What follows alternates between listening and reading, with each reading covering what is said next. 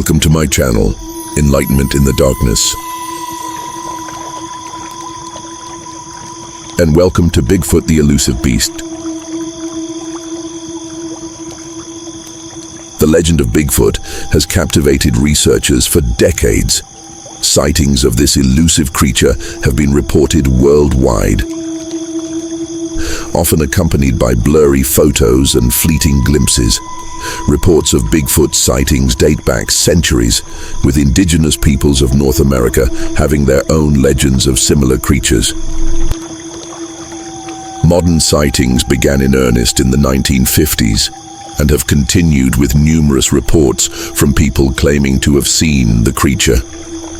Enthusiasts of cryptozoology often consider Bigfoot to be a remnant of an ancient species, such as a relic hominid, while others completely dismiss the idea of Bigfoot as a simple misidentification of bears or primates. But I believe there are paranormal explanations to Bigfoot. What if Bigfoot is an interdimensional being? Let's clarify what I mean by interdimensional being. Interdimensional beings are entities that come from or travel through dimensions beyond our three-dimensional understanding of space and time. If Bigfoot were an interdimensional being, it might explain many of the characteristics and behaviors reported by witnesses. Some Bigfoot encounters are accompanied by unusual phenomena, such as strange lights or electromagnetic disturbances. These anomalies could suggest that Bigfoot's presence disrupts our understanding of physics, hinting at its interdimensional nature. Bigfoot sightings frequently include reports of the creature vanishing suddenly, often leaving no trace. This behavior aligns with the idea of interdimensional travel, where the being could simply slip into another dimension, making it nearly impossible to track or capture.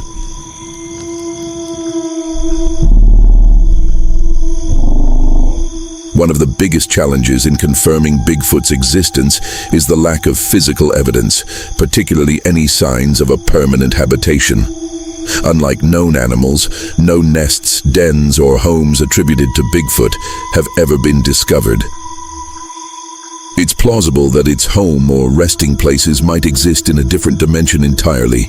Some theorists suggest that advanced extraterrestrial civilizations might possess technology or knowledge that allows them to navigate through different dimensions. If Bigfoot were an entity from a more advanced civilization or a different dimension, its appearance on Earth could be a result of this advanced technology, similar to theories about UFOs. The interdimensional hypothesis offers a fascinating lens through which to view the mystery of Bigfoot. If the creature is indeed an interdimensional being, it could explain many of the anomalies reported by witnesses, from inconsistent sightings to mysterious disappearances and the absence of physical evidence. For my own belief, there is a cosmic dimension to the legend of Bigfoot. John Keel, the prominent ufologist and paranormal researcher, famous for the Mothman prophecies, once proposed the idea that there are window areas throughout the world connecting our reality with parallel dimensions. These areas, Keel imagined, may help elucidate some unexplained reports of entities that are too fleeting or confusing to later detail or prove.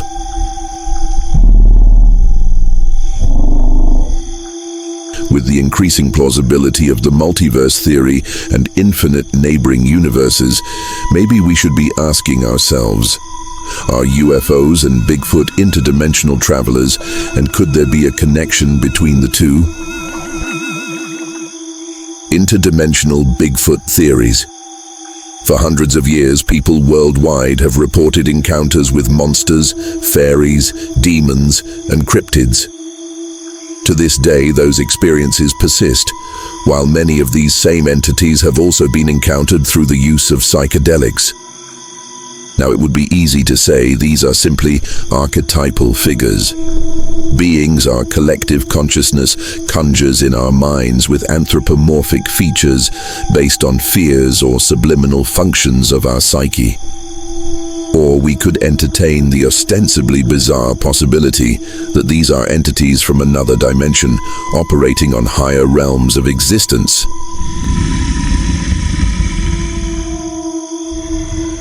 Keel referred to these entities as ultra-terrestrials, beings capable of crossing dimensions at will, often acting as cosmic pranksters. Daniel Pinchbeck says he experienced prankster entities from a psychedelic realm cross into the real world after encountering them during and in the subsequent weeks following a psychedelic trip. When it comes to Bigfoot, Sasquatch, the Yeti, or whatever you want to call them, there is often a playfulness and/or spookiness described in their actions. Tree knocking or eerie screams alert us to their presence until we get close enough where they might offer a glimpse before vanishing seemingly into thin air.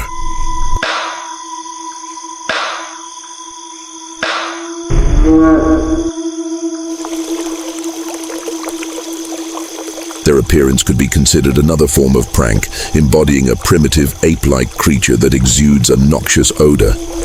Yet, they're able to evade contact with us despite thousands of reported sightings over hundreds of years. Is Sasquatch cosmically trolling us? An intriguing account tying UFOs and Bigfoot together comes from an 1888 meeting between cattle ranchers and a group of Native Americans in Northern California. The natives described 3 crazy bears that descended from the sky in a small moon, leaving them in the woods before taking off. In another instance, in Cincinnati, Ohio in 1973, a woman named Riafa Heightfield and her daughter were awakened in the middle of the night to a beam of light extending down from a bulbous umbrella shape in the sky. Tracking the light to where it landed in the nearby woods, the two noticed a grayish, simian creature wandering toward the beam. Before they knew it, both the ape and the craft disappeared.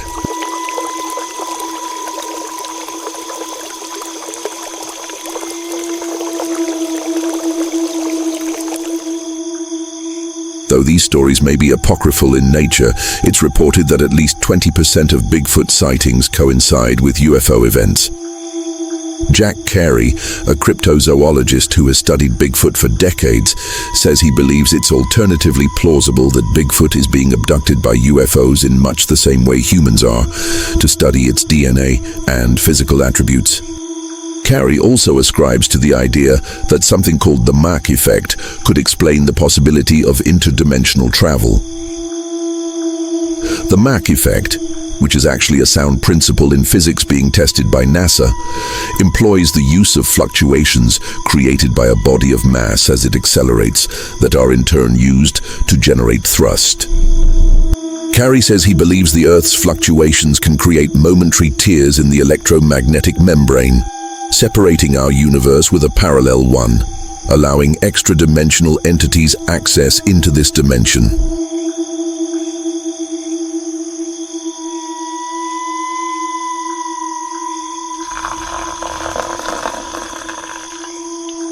We are dealing with a yet unrecognized level of consciousness, independent of man, but closely linked to the Earth.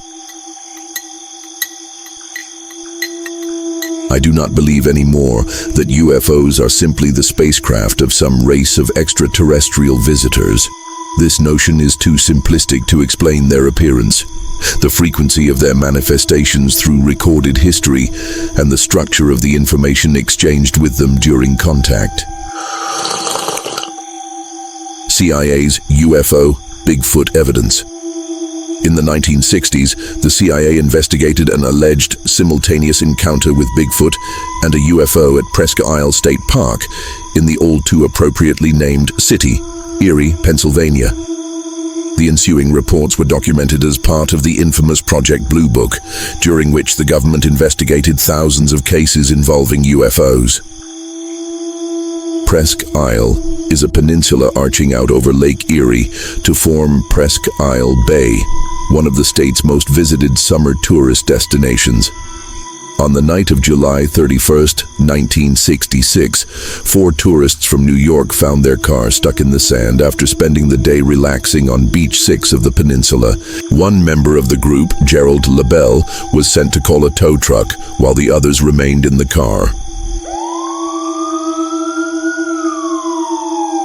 Around 10 p.m., police on patrol stopped to ask if they were all right. After being informed that help was on the way, the officers said they would check back within the hour. When the police returned about 35 minutes later, the group said it witnessed something weird going on up there, pointing to a location in the sky above a wooded area. One of the group's members, Douglas Tibbets, went to investigate along with the 2 officers.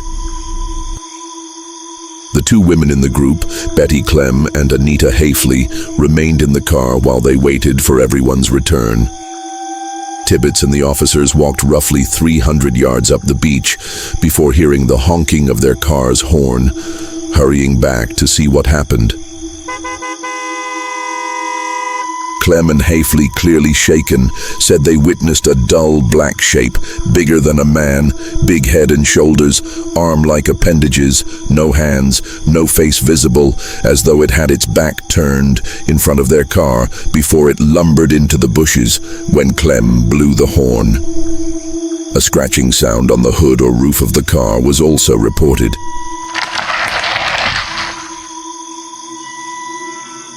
In the end, this creature was dismissed by investigators as a raccoon, despite the lady's very distinct description of a bipedal humanoid figure. But what about the UFO? The UFO was described as an angular craft emitting red and orange lights, before descending down to the beach, where it radiated a beam of white light that tracked something into the woods. But eventually, it took off at an incredible speed to the north. Shortly after, the women encountered the humanoid figure. In the early hours of the following morning, officers patrolled the area where the craft allegedly landed. The report says they noticed the presence of 2 unusual triangular marks in the area, coinciding with the craft's landing zone. The officer writing the report said, "I have no reasonable explanation of the UFO," and described the witnesses as creditable. Investigation of the case was eventually abandoned, remaining unsolved to this day. The Project Blue Book report dismisses the group's testimony as possibly a hoax, though no definitive conclusion was made. A local television station aired a segment some decades later, interviewing a man who said the UFO was a hot air balloon he ordered and built from an issue of Boy's Life magazine. But this man's claim implies that the homemade hot air balloon would have traveled in a straight line, precisely due north for several miles, carried by the wind without straying off course. Despite the fact the witness accounts describe something far more complex than a paper balloon, the man's testimony doesn't explain the strange marks on the beach where the craft supposedly landed, baffling CIA investigators. Could the Presque Isle incident be the result of a window area where archetypal beings from another dimension entered our universe? To this day, the witnesses maintain their accounts of what happened, and many others have come forward saying they too saw a UFO above the peninsula that evening. As theoretical physics continues to change our perception of reality, with the prospect of a multiverse and quantum entanglement, it seems Einstein's spooky action at a distance might be a little spookier than we imagined. Please comment your thoughts below about the possibility of these interdimensional beings being amongst us. Please like and subscribe to my content so I may continue to bring you more enlightenment in the darkness. Thank you for joining me here today on my channel, Enlightenment in the Darkness, and many blessings to the rest of your day.